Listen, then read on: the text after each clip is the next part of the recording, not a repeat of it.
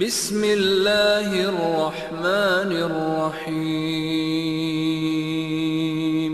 حضرت گرامی، یہ جو آیت میں نے بھی پڑھی سورہ حدید کی، اللہ فرما رہا ہے کہ ہم نے اپنے رسولوں کو بھیجا روشن نشانیوں کے ساتھ، میزان کے ساتھ، لِيَقُومَ النَّاسُ بِالْقِسْطِ۔ اس کے فوراً بعد اللہ فرماتا ہے وَأَنزَلْنَا الْحَدِيدَ فِيهِ بَأْسٌ شَدِيدٌ، اور ہم نے لوہا اتارا جو بہت ہی مضبوط ہے۔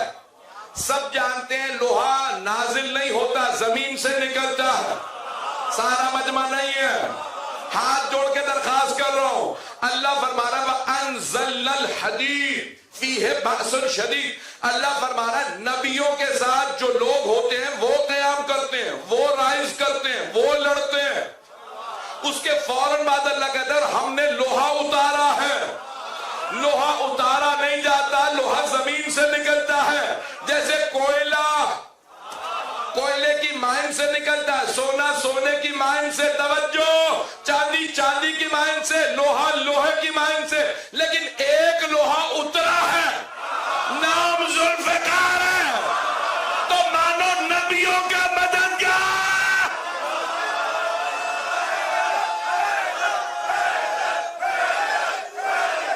پوری دنیا میں میرا چیلنج ہے، جہاں جہاں علم پہ پنجہ ہوگا ہمیشہ کھلا ہوگا، کبھی بند نہیں ہوگا۔ آپ جانتے ہیں یہ ہاتھ کیوں ہے، پنجہ کیوں ہے؟ کیونکہ جناب عباس کے ہاتھ قلم کیے گئے تھے۔ عزیزان گرامی، پوری دنیا میں چیلنج دے کے پیش کر رہا ہوں، عزیزان گرامی، جب جنگ شروع ہونے لگتی ہے نا تو دونوں فوجوں کے پرچم بلند ہوتے ہیں۔ Before the battle, both of the flags are risen. دونوں کے بینرز بلند کیے جاتے ہیں، علم پرچم بلند کیے جاتے ہیں دونوں فوجوں کے، لیکن جب جنگ ختم ہوتی ہے تو صرف فاتح کا پرچم بلند ہوتا ہے، شکست کھانے والے کا نہیں۔ The one who loses the battle، ان کا کہیں پہ فلیگ بلند نہیں ہوگا۔ The one who wins۔ عزیزان گرامی، پوری دنیا میں حضرت عباس کا پرچم بلند، مجمع نہیں ہے۔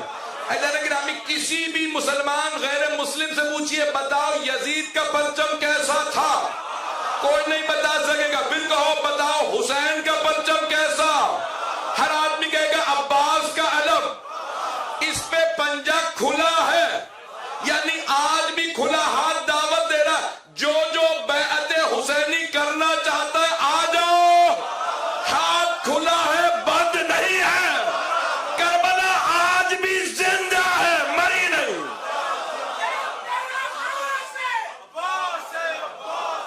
یہ مولا کے فضائل میں سے ایک مرتبہ آپ ایک یہودی عالم کے ساتھ سفر کر رہے تھے، گفتگو شروع ہوئی، اسے معلوم نہیں تھا یہ علی، اسے معلوم نہیں یہ باب مدینۃ العلم ہے۔ وہ اس نے چہرہ دیکھا کہ کوئی بہت ہی وجیح انسان ہے، بہت خوبصورت ہے، پر نور ہے، اگر اس کے ساتھ سفر ہو تو اچھا۔ پتہ نہیں لوگ ہیں یا نہیں۔ ساتھ ساتھ سفر شروع ہوا، سفر کرتے ہوئے دریا آ گئے۔ جب دریا آیا تو اسے اندازہ تھا یہ بھی عالم ہے۔ ایک مرتبہ کہا دریا پار کر کے دکھائیے، وہاں ناؤ نہیں تھی، کشتی نہیں تھی، بوٹ نہیں تھی، فیری نہیں تھی، کتنے الفاظ بتاؤ؟ ایک مرتبہ کا دریا پار کیجئے، مولا نے کہا پہلے تو پار کر پھر میں۔ توجہ دیکھیں، مولا جب ہدایت دینا چاہے، سکھانا چاہے، جیسے ہی اس نے ایک مرتبہ اشارہ کیا پانی پہ چلتا ہوا پار چلا گیا، پھر خوش ہونے لگا، کہا کہ اب آپ کی باری ہے، پار آئیے۔ مولا نے اشارہ کیا، پانی منجمد ہو گیا، فریز ہو گیا، مولا پار گئے، وہ قدموں میں گرا، کہا آپ کون ہیں، آپ بتائیے پڑھا کیا؟ مولا نے کہا پہلے تو بتا تو نے کیا پڑھا تھا؟ کہا ہمارے علماء بتا کے گئے توریت میں لکھا ایک آخری نبی آئیں گے، ان کا ایک وصی ہوگا، نام علی ہوگا۔ ہم توریت کے عالم علی کا واسطہ دے کے پانی پہ گزر جاتے ہیں۔ مولا نے کہا، ارے اس نے پوچھا آپ بتائیے، میں نے تو علی کا نام پڑھا تھا، گزر گیا، آپ بتائیں آپ نے کیا پڑھا؟ کہ جس علی کا تو نے نام لیا وہ میں ہوں۔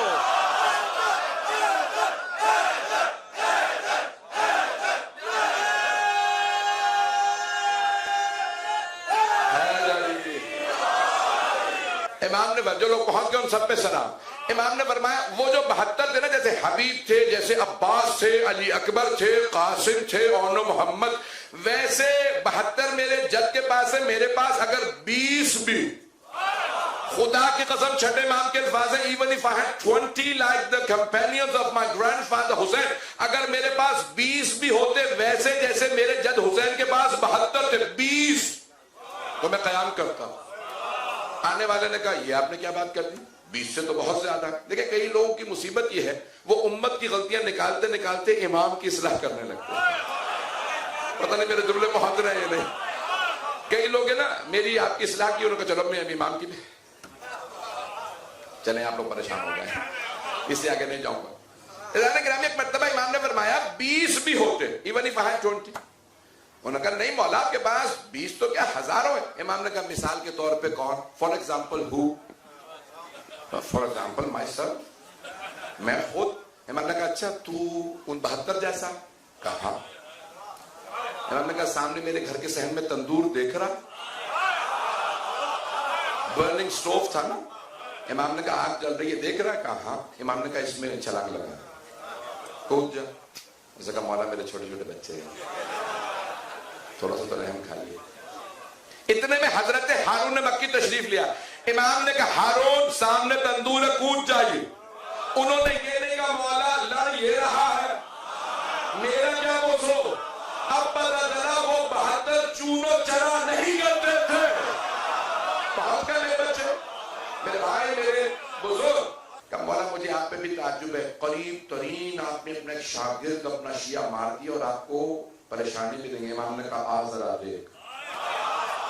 امام قریب گئے, ڈھکنا ہٹایا, دیکھا آگ گلزار بن چکی ہے. The fire had turned into flowers. امام نے کہا ایسے بتا کتنے, کہا ایسے 20 بھی نہیں ہے. امام نے فرمایا اب خبردار مقابلہ 72 کا نہ کرنا. امام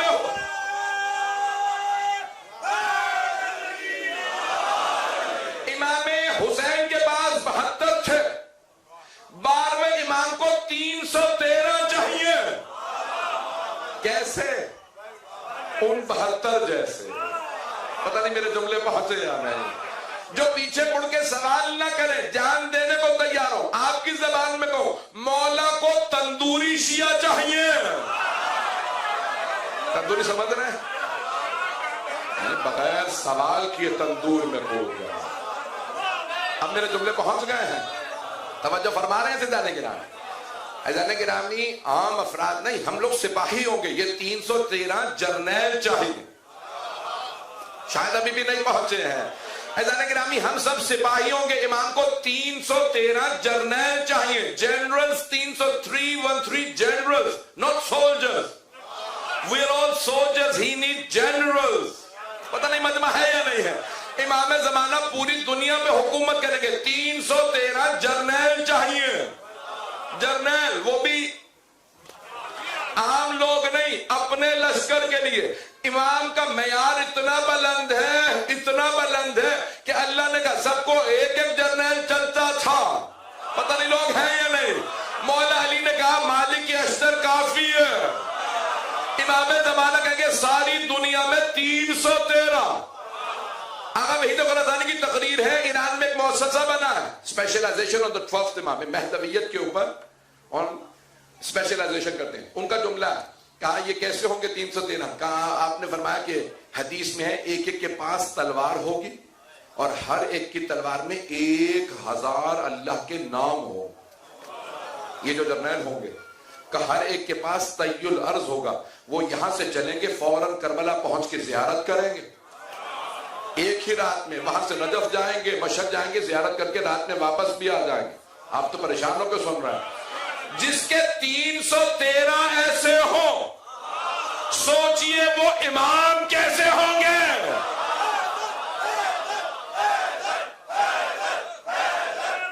میں تو پریشان کر رہا ہوں آج.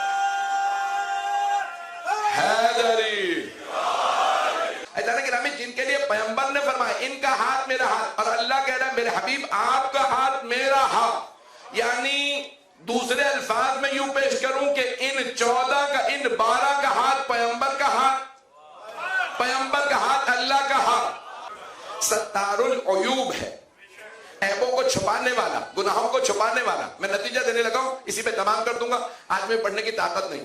لیکن اللہ عیبوں پہ پردے ڈالتا رہتا ہے، گناہوں کو چھپاتا رہتا ہے. ایک گناہ کیا پردہ ڈال دے گا، دو گناہ کیے پردے ڈال دے گا. ایک وقت آتا ہے اللہ کہتے ہیں 70 تک مثال کے طور پہ میں نے پردے ڈالنے تھے. کئی لوگ کہتے ہیں میں نے اتنے بڑے بڑے 70 گناہ کیے کچھ نہیں ہوا، چھوٹا سا گناہ کیا ایکسپوز ہو گئے. پتہ نہیں کچھ لوگ پہنچ رہے ہیں نہیں پہنچ رہے. ہاتھ جوڑ کے کہہ رہا ہوں سارا مجمع میرے ساتھ رہے. تو گرامی کئی افراد کہتے ہیں ہم نے اتنے بڑے بڑے گناہ کیے کچھ نہیں ہوا، چھوٹا گناہ کیا اتنے مسائل کھڑے ہوئے. اللہ کیا کرتا ہے؟ پردے ڈالتا رہتا ہے. ایک وقت آتا ہے کہ اللہ پردے ہٹا دیتا. کئی لوگوں کے عیب چھپے ہوئے تھے، غدیر میں سب ایکسپوز ہو گئے. اللہ نے کہا میں سب کو چھپاتا رہوں گا. عزیزان گرامی شیطان بھی چھپا ہوا تھا. جب آدم کے سجدے کا وقت آیا، فرشتے ظاہر دیکھ کے کہہ رہے تھے ہم سے زیادہ عبادت کر رہا. اللہ کہہ رہا تھا میں دلوں کے بھید جانتا ہوں. اللہ دلوں کے بھید جانتا ہے. شیطان کی عبادت رد نہیں ہوئی، شیطان کی عبادت قبول ہی نہیں ہوئی تھی. کچھ لوگ پہنچ گئے ہیں. عزیزان گرامی اللہ صرف اس عمل کو قبول کرتا ہے جو تقوی پہ ہو. ممکن نہیں ایک جو پہنچ گئے ان پہ سلام، ممکن نہیں اللہ ایک سجدے کے بدلے میں 6000 سال عبادت رد کر دے. مولا نے نہج البلاغہ میں فرمایا 6000 سال عبادت کی تھی شیطان نے. پھر مولا فرماتے ہیں یہ نہیں پتا زمین کے 6000 سال یا آسمان کے، پتہ نہیں لوگ ہیں یا نہیں. وہاں کا ایک دن یہاں کے 1000 سال کے برابر. آپ تو پریشانی چل رہا ہے. مولا فرمایا اتنی عبادت اور ایک سجدے میں رد. تو کیا ہوا عزیزان گرامی؟ شیطان کی عبادت قبول ہی نہیں ہو رہی تھی. سب دکھاوا تھا، ریاکاری تھی، منافقت تھی. شیطانوں کی بھئی یہ شیطان تھا، سارے کے سارے اپنے اعمال کو چھپائے بیٹھا تھا، بتا نہیں رہا تھا میرے دل میں کیا ہے. اس کے دل میں بغض و کینہ تھا آدم کا. جو آدم کا بغض رکھے اللہ اس پہ لعنت کرے. جو فخر آدم علی کا بغض رکھے غدیر میں پتھر آئے.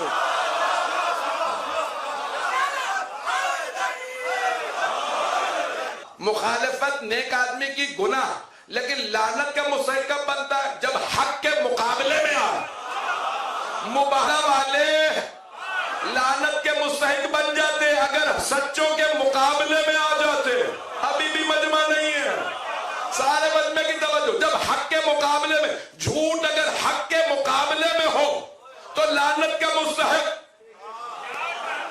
حارث ابن نعمان فہری نے کیا کہا؟ پروردگار اگر تیری طرف سے ہے تو مجھ پہ ادا، کیونکہ پیغمبر کے مقابلے میں آ گیا تھا. ایک کنکری چلی خیبر، اللہ نے پہاڑ نہیں مارا، پتہ نہیں مجمع ہے یا نہیں، پتھر نہیں گرا، ایک چھوٹی سی کنکری چلی سر میں لگی وہیں ڈھیر.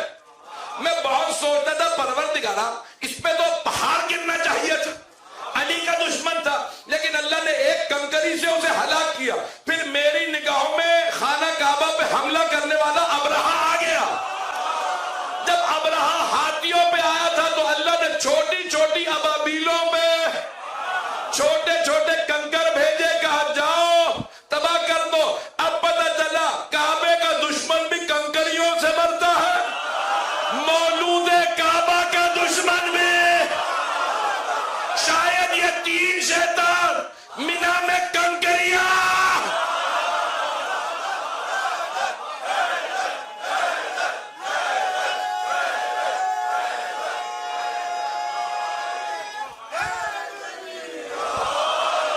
میں نے 40 کے رات مسائل پڑھے تھے. 40 کے بعد کے 2 جملے برداشت کریں گے، میں پڑھوں عزیزان گرامی. بس ایک مرتبہ مولا سجاد نے قبر کو بند کیا، سارے بنی اسد دیکھ رہے ہیں. مولا نے ہاتھ کی انگلی سے قبر پہ لکھا ھذا قبر ابی عبداللہ الحسین الذی قتل غریبا ومظلوما وعطشانا. یہ ابی عبداللہ الحسین کی قبر ہے جنہیں غربت کے عالم میں، مظلومیت کی حالت میں پیاسا ذبح کر دیا گیا. قبر پہ لکھا. جب جانے لگے بنی اسد نے پوچھا قیدی آئے بھی آپ خاموشی سے تھے، جا بھی خاموشی سے رہے ہیں، بتائیے آپ کون ہیں؟ مولا نے فرمایا انا علی ابن الحسین، میں حسین ابن علی کا بیٹا علی، پھپھیوں کو کوفے کے زندان میں تنہا چھوڑ کے آیا ہوں۔ اجرکم اللہ۔ بھئی میں نے تمام کر دیا، ہاتھ جوڑ کے آخری جملے سن لیجئے۔ میں نے کہا تھا ایک مرتبہ چہلم سے مدینے کی واپسی کے 2 جملے پڑھوں گا۔ اب میں جانتا ہوں نہ آپ میں رونے کی طاقت نہ مجھ میں پڑھنے کی طاقت۔ 3 دن تک بیبیاں چہلم پہ کربلا میں روتی رہی۔ مولا سجاد نے فرمایا پھوپھی اماں کل صبح ہم مدینے واپس چلے جائیں گے، بیبیوں سے کہیے گا تیار رہیں۔ ایک مرتبہ مولا سجاد نے پوچھا پھوپھی اماں بیبیاں تیار ہیں؟ جناب زینب نے فرمایا بیٹا سب بیبیاں تیار ہیں، آپ کی ماں رباب تیار نہیں ہے۔ مولا سجاد آئے، مادر گرامی کیا بات ہے آپ تیار نہیں ہیں، ہم مدینے واپس جا رہے ہیں۔ کہا بیٹا سجاد جب کوئی خاتون اپنے وطن واپس جاتی ہے، بیوہ ہونے کے بعد شوہر کی نشانیاں لے کے جاتی ہے، میرے پاس میرے مولا کی 2 نشانیاں تھیں۔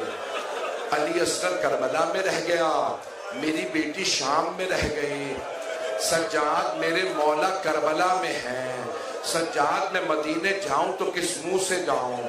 مولا نے پوچھا مادر گرامی آپ کربلا میں کیا کیجئے گا؟ کہ سجاد میں قبروں پہ پانی ڈالا کروں گے، سجاد میں قبروں کی صفائی کیا کروں گی، سجاد جب زائرین آئیں گے نا میں بتاؤں گی یہاں میرے مولا کی قبر ہے، سجاد میں زائرین کو بتاؤں گی میرے مولا کا گلا کیسے کاٹا، سجاد میں بتاؤں گی علی اصغر کو تیر کہاں لگا، علی اکبر کو برچھی۔ اجرکم اللہ۔ بس بے آخری جملہ مجھ میں پڑھنے کی طاقت نہیں ہے۔